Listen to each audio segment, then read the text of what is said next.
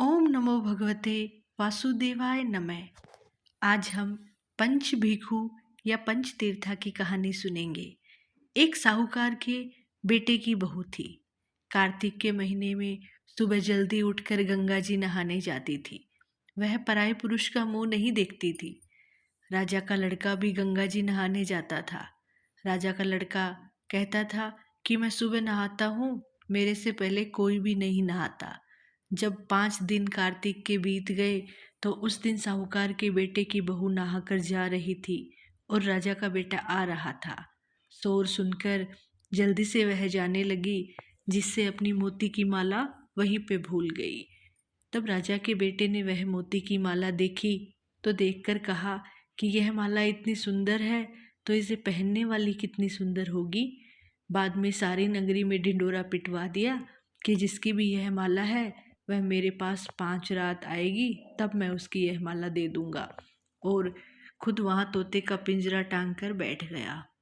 सुबह साहूकार की बहू आई तो पहली पैड़ी पर पांव रखा और बोली कि अगर मेरे में सत है तो इसे नींद आ जाए। और उसे नींद आ गई और वह नहाकर चली गई।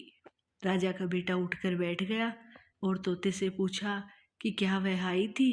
तो तोते ने कहा कि आई थी। वह कैसी थी? तब तोता बोला, आभा जैसी बिजली, गुलाब जैसा रंग। राजकुमार ने कहा कि आज तो मैं अंगुली चीर कर लेट जाऊंगा, फिर मुझे नींद नहीं आएगी। दूसरे दिन वह अंगुली चीर कर बैठ गया। जब वह आई तो भगवान से प्रार्थना करने लगी। राजकुमार को नींद आ गई और वह नहाकर फिर चली गई। तब उसने उठकर तोते से फिर पूछा तो तोते ने सारी बात बता दी।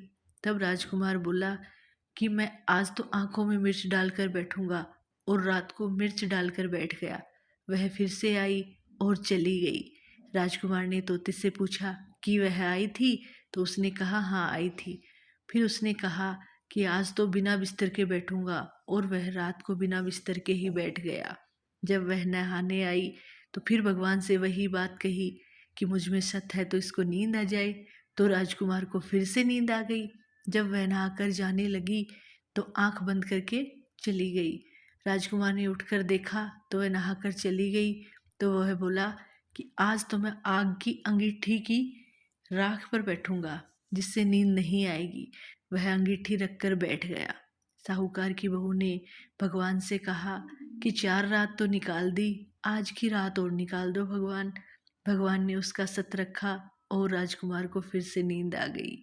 जब वह नहाकर जाने लगी तो वह तोते से बोली कि पापी से कह देना कि तेरी 5 रात पूरी हो गई है, इसलिए मेरी मोतियों की माला को मेरे घर भेज देना। फिर राजा ने तोते से पूछा कि वह आई थी।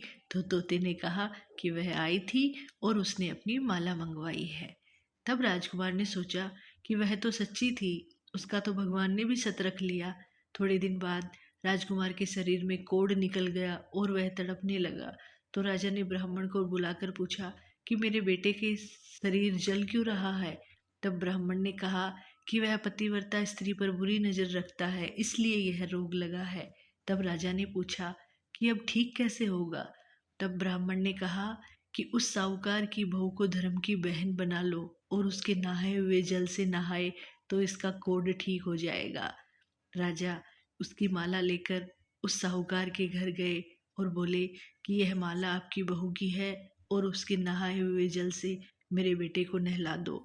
साहूकार ने कहा कि वह तो किसी भी पराये पुरुष का मुंह भी नहीं देखती, तो इस नाली के नीचे राजकुमार को बैठा देना। जब वह नहाएगी तो ऊपर से पानी आ जाएगा। बाद में राजकुमार बैठ गया और जब वह नहाई तो उसका पानी आया तो उसकी काया, राजकुमार की काया चंदन के जैसी हो गई। हे पंच भिखु देवता, जैसा साहूकार की बहू का सत रखा वैसा सबका रखना। कहानी कहने वाले, सुनने वाले सबका भला हो। ओम नमो भगवते वासुदेवाय नमः। धन्यवाद।